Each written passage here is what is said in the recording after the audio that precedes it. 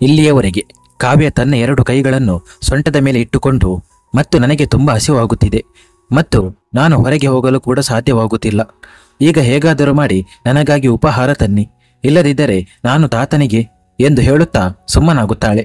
ಮತ್ತು ವಿರಾಟ್ ಮತ್ತೆ ತನ್ನನ್ನು ಚುಂಬಿಸಬಾರದೆಂದುಕೊಂಡು ತಕ್ಷಣ ತನ್ನ ಮುಖವನ್ನು ಬೇರೆ ಕಡೆಗೆ ತಿರುಗಿಸುತ್ತಾಳೆ. ಅವಳ ವರ್ತನೆ ನೋಡಿ, ಅವಳ ಮುಗ್ಧತೆ ನೋಡಿ ವಿರಾಟ್ನ ಮುಖದಲ್ಲಿ ನಗು ಮೂಡುತ್ತದೆ. ಮುಂದುವರಿದ ಭಾಗ. ಕಾವ್ಯ ಏಕೆ ತನ್ನ ಮುಖವನ್ನು ತಿರುಗಿಸಿದಳು ಎಂದು ಅವನಿಗೂ ಅರ್ಥವಾಗಿತ್ತು. ನನಗೂ ಹಸಿವಾಗುತ್ತಿದೆ, ವಿರಾಟ್ ವಿಷಯವನ್ನು ಬದಲಾಯಿಸುತ್ತಾ ಹೇಳುತ್ತಾನೆ. ಮತ್ತೊಂದೆಡೆ ಗರಿಮಾ ವರ್ಷಾಳಿಗೆ ಅರ್ಥ ಮಾಡಿಸುತ್ತಿದ್ದಳು.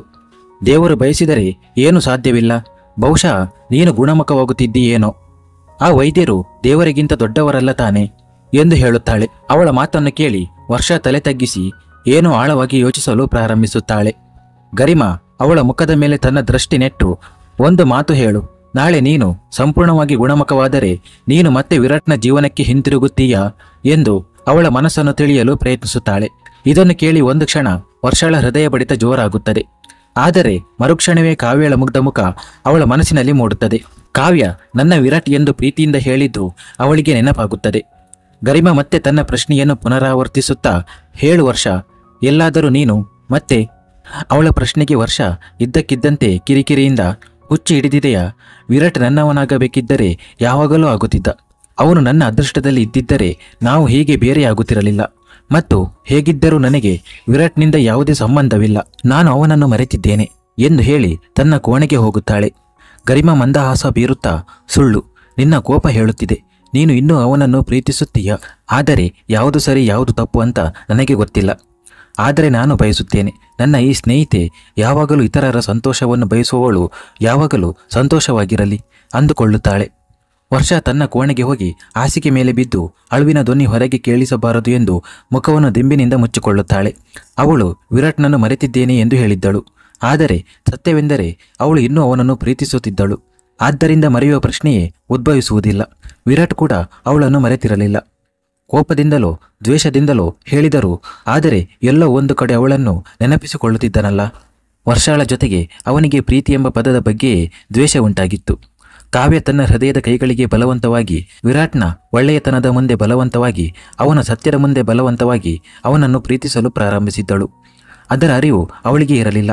ಮತ್ತು ಯಾವಾಗ ಅದು ಸಂಭವಿಸಿದಾಗ ಆಗ ಕಾವ್ಯ ಏನು ಮಾಡುತ್ತಾಳೆ? ವಿರಾಟ್ನ ಕಠಿಣ ಹೃದಯದಲ್ಲಿ ಅವಳು ತನ್ನ ಬಗ್ಗೆ ಹೇಗೆ ಭಾವನೆಗಳನ್ನು ಜಾಗೃತಗೊಳಿಸುತ್ತಾಳೆ? ಪ್ರೀತಿಯನ್ನು ದ್ವೇಷಿಸಲು ಪ್ರಾರಂಭಿಸಿರುವ ವಿರಾಟ್ಗೆ ಮತ್ತೆ ಪ್ರೀತಿ ಮಾಡಲು ಹೇಗೆ ಕಲಿಸುತ್ತಾಳೆ? ಸರಿ, ಅವಳು ತನ್ನ ಭಾವನೆಗಳನ್ನು ಮೊದಲು ಅರ್ಥ ಮಾಡಿಕೊಂಡರೆ ಮಾತ್ರ ಇದು ಸಂಭವಿಸುತ್ತದೆ. ಇತ್ತ ಮನೆಯಲ್ಲಿ ವಿರಾಟ್ ವಿಷಯವನ್ನು ಬದಲಾಯಿಸುತ್ತಾ, ನನಗೂ ಹಸಿವಾಗುತ್ತಿದೆ ಎನ್ನುತ್ತಾನೆ. ಇದನ್ನು ಕೇಳಿ ಕಾವ್ಯ ಎಲ್ಲ ನಾಚಿಕೆ ಬಿಟ್ಟು ಹಿಂದಕ್ಕೆ ತಿರುಗಿ, ಓಹೋ, ಈಗ ನಿಮಗೆ ತುಂಬ ಹಸಿವಾಗುತ್ತಿದೆ, ನಾನು ಉಪಹಾರ ತಯಾರಿಸಿ ತಂದಾಗ ತಿನ್ನಲಿಲ್ಲ, ಓಹೋ ಎಂದು ಮುಖ ತಿರುಗಿಸುತ್ತಾ ಹೇಳುತ್ತಾಳೆ. ಆದರೆ ಮತ್ತೆ ಚಿಕ್ಕ ಮಗುವಿನಂತೆ, ಏನಾದರೂ ಮಾಡಿ, ನನ್ನ ಹೊಟ್ಟೆಯಲ್ಲಿ ಇಲಿಗಳು ಓಡಾಡುತ್ತಿವೆ ಎನ್ನುತ್ತಾಳೆ. ನಾನು ಏನು ಮಾಡಲಿ, ನನಗೂ ಹೊರಗೆ ಹೋಗಲು ನಾಚಿಕೆಯಾಗುತ್ತಿದೆ ಎಂದು ವಿರಾಟ್ ತುಂಬ ಮೃದುವಾಗಿ ಮಾತನಾಡುತ್ತಾನೆ. ಇದು ಮೊದಲ ಬಾರಿಗೆ ಅವನು ಇಷ್ಟು ಮೃದುವಾಗಿ ಮಾತನಾಡುತ್ತಿದ್ದನು, ಏಕೆಂದರೆ ತಪ್ಪು ಅವನದ್ದಾಗಿತ್ತು. ಕಾವ್ಯ ಮನಸ್ಸಿನಲ್ಲಿ, ಓಹೋ ನೋಡಿ, ಇವನು ಎಷ್ಟು ಮುಗ್ಧನಂತೆ ವರ್ತಿಸುತ್ತಿದ್ದಾನೆ, ನನಗೆ ಇವನ ಬಗ್ಗೆ ತಿಳಿದಿಲ್ಲವೇನೋ ಎಂಬಂತೆ ಎಂದುಕೊಳ್ಳುತ್ತಾಳೆ. ಅವಳ ಮುಖವನ್ನು ನೋಡಿಯೇ ವಿರಾಟ್ಗೆ ಅವಳು ಏನು ಯೋಚಿಸುತ್ತಿದ್ದಾಳೆ ಎಂದು ಅರ್ಥವಾಗಿತ್ತು. ಕ್ಷಣಾರ್ಧದಲ್ಲಿ ಇಬ್ಬರು ಮೌನವಾಗುತ್ತಾರೆ. ನಂತರ ಇದ್ದಕ್ಕಿದ್ದಂತೆ ಇಬ್ಬರು ಒಟ್ಟಿಗೆ ಹೊರಗೆ ಹೋಗುತ್ತಾರೆ. ಇದನ್ನು ಕೇಳಿ ಇಬ್ಬರು ಸಣ್ಣಗೆ ನಗುತ್ತಾರೆ. ಓಹೋ, ಇಂದು ಗಂಗಾ ನದಿ ವಿರುದ್ಧ ದಿಕ್ಕಿನಲ್ಲಿ ಹರಿಯುತ್ತಿದೆ. ಒಂದೆಡೆ ವಿರಾಟ್ ಮೃದುವಾಗಿ ಮಾತನಾಡುತ್ತಿದ್ದಾನೆ, ಮೇಲಾಗಿ ನಗುತ್ತಿದ್ದಾನೆ. ಒಂದು ಕ್ಷಣ ಕಾವ್ಯ ವಿರಾಟ್ನ ನಗುವಿನಲ್ಲಿ ಕಳೆದು ಹೋಗುತ್ತಾಳೆ. ಅದು ಎಂದಾದರೂ ಮಾತ್ರ ಕಾಣುವಂಥದ್ದು. ಅವಳು ವಿರಾಟ್ನ ಮುಖದಿಂದ ತನ್ನ ದೃಷ್ಟಿಯನ್ನು ತೆಗೆಯಲು ಸಾಧ್ಯವಾಗುತ್ತಿರಲಿಲ್ಲ. ಅವಳನ್ನು ಹೀಗೆ ಕಳೆದು ಹೋಗಿರುವುದನ್ನು ನೋಡಿ ವಿರಾಟ್ ಅವಳ ಮುಂದೆ ಬೆರಳುಗಳನ್ನು ಚಿಟುಕಿಸುತ್ತಾ, ವಾಟ್ ಹ್ಯಾಪಂಡ್ ಎಂದು ಕೇಳುತ್ತಾನೆ. ಕಾವ್ಯ ಇದ್ದಕ್ಕಿದ್ದಂತೆ ಎಚ್ಚರಗೊಳ್ಳುತ್ತಾಳೆ ಮತ್ತು ವಿರಾಟ್ನಿಂದ ತನ್ನ ದೃಷ್ಟಿಯನ್ನು ತಪ್ಪಿಸಿಕೊಳ್ಳಲು ಪ್ರಯತ್ನಿಸುತ್ತಾಳೆ. ಅವಳ ಹೃದಯ ಬಡಿತ ಹೆಚ್ಚಾಗಿತ್ತು. ಅವಳಿಗೆ ಏನಾಗುತ್ತಿದೆ ಎಂದು ಅವಳಿಗೆ ಆಶ್ಚರ್ಯವಾಗುತ್ತಿತ್ತು. ವಿರಾಟ್ನ ಮುಂದೆ ಹೋಗುತ್ತಿದ್ದಂತೆ ಅವಳು ತನ್ನ ಪ್ರಜ್ಞೆಯನ್ನು ಏಕೆ ಕಳೆದುಕೊಳ್ಳುತ್ತಾಳೆ? ವಿರಾಟ್ ಹೋಗೋಣ ಎನ್ನುತ್ತಾ ಅವನು ತನ್ನ ಹೆಜ್ಜೆಗಳನ್ನು ಮುಂದಿಡುತ್ತಾ ಹೇಳುತ್ತಾನೆ. ಸರಿ ಎಂದು ಕಾವ್ಯ ಕೂಡ ಅವನ ಹೆಜ್ಜೆಗಳೊಂದಿಗೆ ಹೆಜ್ಜೆಗಳನ್ನು ಹಾಕುತ್ತಾ ಹೇಳುತ್ತಾಳೆ. ಅವರಿಬ್ಬರು ಬಾಗಿಲಿನ ಬಳಿ ತಲುಪುತ್ತಾರೆ. ವಿರಾಟ್ ನಿಧಾನವಾಗಿ ಬಾಗಿಲು ತೆರೆಯುತ್ತಾನೆ. ಕಾವ್ಯ ಗಾಬರಿಯಿಂದ ವಿರಾಟ್ನ ಕೈಯನ್ನು ಬಿಗಿಯಾಗಿ ಹಿಡಿದುಕೊಳ್ಳುತ್ತಾಳೆ.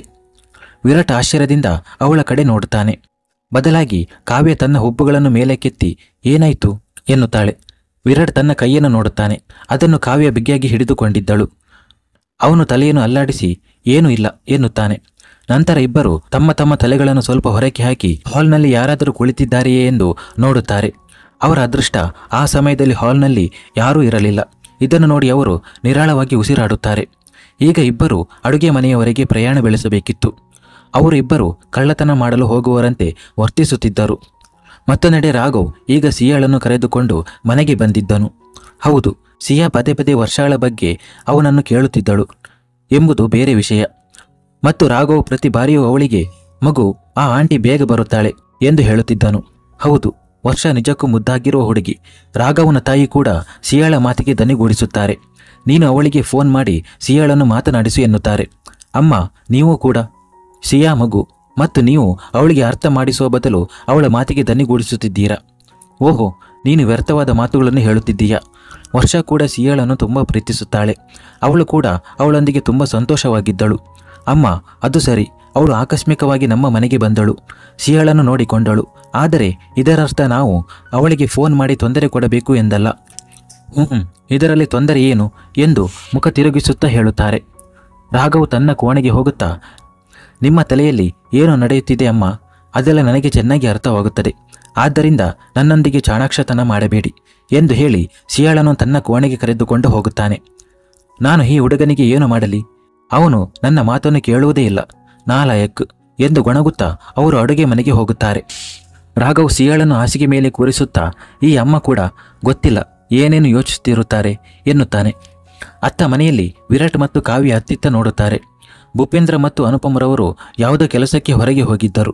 ಗಹಾನ ತನ್ನ ಕೋಣೆಯಲ್ಲಿದ್ದಳು ಮತ್ತು ಉಷಾರವರು ಮೇಲ್ಛಾವಣಿಯಲ್ಲಿದ್ದರು. ಒಟ್ಟಿನಲ್ಲಿ ಕೆಳಗೆ ಹಾಲ್ನಲ್ಲಿ ಯಾರೂ ಇರಲಿಲ್ಲ. ಅವರಿಬ್ಬರು ಬೇಗನೆ ಅಡುಗೆ ಮನೆಗೆ ಹೋಗುತ್ತಾರೆ. ತಮ್ಮ ತಮ್ಮ ತಟ್ಟೆಗಳನ್ನು ತೆಗೆದುಕೊಳ್ಳುತ್ತಾರೆ ಮತ್ತು ಬೇಗ ಬೇಗ ಉಪಹಾರವನ್ನು ತೆಗೆದುಕೊಳ್ಳುತ್ತಾರೆ ಮತ್ತು ಬುಲೆಟ್ ರೈಲಿನ ವೇಗದಲ್ಲಿ ತಮ್ಮ ಕೋಣೆಗೆ ಹಿಂತಿರುಗುತ್ತಾರೆ. ಇಬ್ಬರು ಕೋಟೆಯನ್ನು ಗೆದ್ದವರಂತೆ. ಕಾವ್ಯ ಬೇಗನೆ ಬಾಗಿಲು ಮುಚ್ಚುತ್ತಾಳೆ. ಅವರಿಬ್ಬರು ಒಬ್ಬರನ್ನೊಬ್ಬರು ನೋಡುತ್ತಾರೆ. ನಂತರ ತಮ್ಮ ಈ ಕಳ್ಳರಂತಹ ಕೆಲಸಕ್ಕೆ ಇಬ್ಬರಿಗೂ ನಗು ಬರುತ್ತದೆ.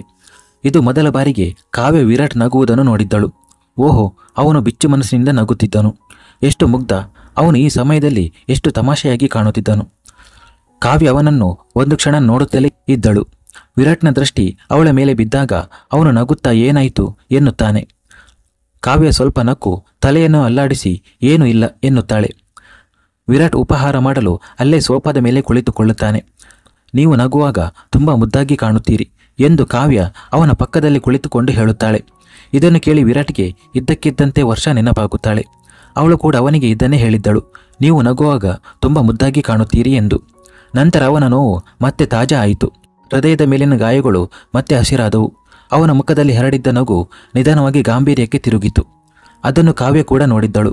ಅವಳಿಗೆ ಅರ್ಥವಾಗಿತ್ತು, ವಿರಾಟ್ಗೆ ವರ್ಷಗಳೊಂದಿಗೆ ಸಂಬಂಧಿಸಿದ ಏನೋ ನೆನಪಾಗಿದೆ ಎಂದು.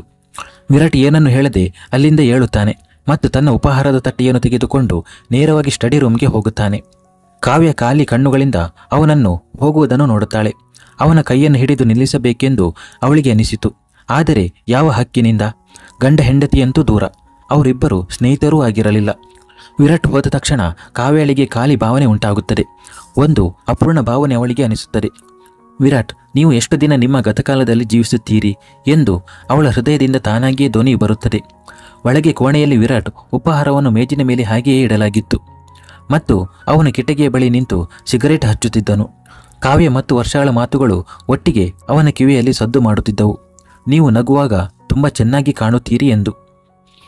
ಅವನು ಒಂದು ಸಿಗರೇಟ್ ಸೇದಿದ್ದನು ಮತ್ತು ಇನ್ನೊಂದು ಸೇದಲು ತಯಾರಾಗುತ್ತಿದ್ದನು. ಆಗ ಸ್ಟಡಿ ರೂಮ್ ಬಾಗಿಲು ತೆರೆಯುತ್ತದೆ. ಕೇಳಿ ಎಂದು ಕಾವ್ಯಳ ಧ್ವನಿ ಕೂಡ ಅವನ ಕಿವಿಗಳಿಗೆ ಬಡಿಯುತ್ತದೆ. ವಿರಾಟ್ ಸಿಗರೇಟನ್ನು ಕಿಟಕಿಯಿಂದ ಹೊರಗೆ ಎಸೆಯುತ್ತಾನೆ ಮತ್ತು ನಂತರ ದೀರ್ಘವಾಗಿ ಉಸಿರಾಡುತ್ತಾ ಬಾಗಿಲು ತೆರೆಯುತ್ತಾನೆ. ಮುಂದೆಯೇ ಮುಗುಳ್ನಗುತ್ತಾ ಕಾವ್ಯ ನಿಂತಿದ್ದಳು. ನೀವು ಉಪಹಾರ ಮಾಡಿದ್ರಾ ಎಂದು ತಲೆಯನ್ನು ಓರೆಯಾಗಿ ಒಳಗೆ ಇಣುಕಿ ನೋಡುತ್ತಾ ಹೇಳುತ್ತಾಳೆ. ಅರೆ ವಾವ್, ನೀವು ಇನ್ನೂ ತನಕ ತಿಂದಿಲ್ಲ, ಬನ್ನಿ ಒಟ್ಟಿಗೆ ತಿನ್ನೋಣ ಎಂದು ಒಳಗೆ ಬರುತ್ತಾ ಹೇಳುತ್ತಾಳೆ ಮತ್ತು ತನ್ನ ತಟ್ಟೆಯನ್ನು ಮೇಜಿನ ಮೇಲೆ ಇಡುತ್ತಾ ನನಗೂ ಒಬ್ಬಂಟಿಯಾಗಿ ತಿನ್ನಲು ಆಗುವುದಿಲ್ಲ ಎನ್ನುತ್ತಾಳೆ. ಕಾವ್ಯ ವಿರಾಟ್ನನ್ನು ಸಾಮಾನ್ಯ ಸ್ಥಿತಿಗೆ ತರಲು ಪ್ರಯತ್ನಿಸುತ್ತಿದ್ದಳು. ಏಕೆಂದರೆ ಅವಳು ಕೂಡ ಎಲ್ಲೋ ಒಂದು ಕಡೆ ಅಜಾಗರೂಕತೆಯಿಂದ ಏನನ್ನೋ ಹೇಳಿದ್ದಾಳೆ. ಅದು ವಿರಾಟ್ನ ನೋವನ್ನು ಹೊರಹಾಕಿದೆ ಎಂದು ಅರ್ಥ ಮಾಡಿಕೊಂಡಿದ್ದಳು. ಅವಳು ಅದೇ ನೋವನ್ನು ಕಡಿಮೆ ಮಾಡಲು ಪ್ರಯತ್ನಿಸುತ್ತಿದ್ದಳು. ವಿರಾಟ್ ಇನ್ನೂ ಬಾಗಿಲಿನ ಬಳಿ ನಿಂತು ಕಾವ್ಯಳನ್ನು ನೋಡುತ್ತಿದ್ದನು. ಬನ್ನಿ, ದಯವಿಟ್ಟು, ತುಂಬ ಹಸಿವಾಗಿದೆ. ವಾವ್, ಕಾವ್ಯಳ ಪ್ರೀತಿಯ ವಿನಂತಿ.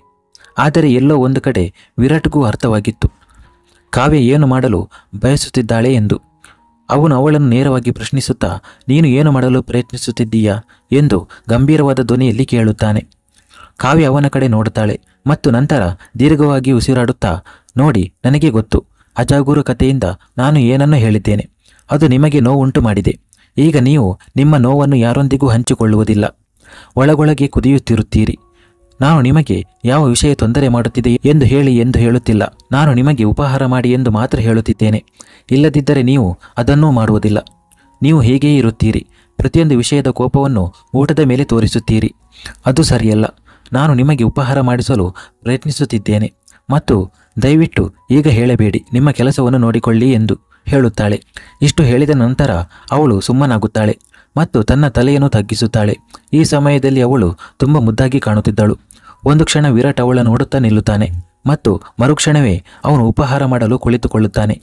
ಇದನ್ನು ನೋಡಿ ಕಾವ್ಯಳ ಮುಖವು ಸಂತೋಷದಿಂದ ಅರಳುತ್ತದೆ. ಅವಳು ಕೂಡ ತಕ್ಷಣವೇ ಅವನ ಬಳಿ ಹೋಗಿ ಕುಳಿತುಕೊಳ್ಳುತ್ತಾಳೆ. ಮುಂದುವರಿಯುವುದು.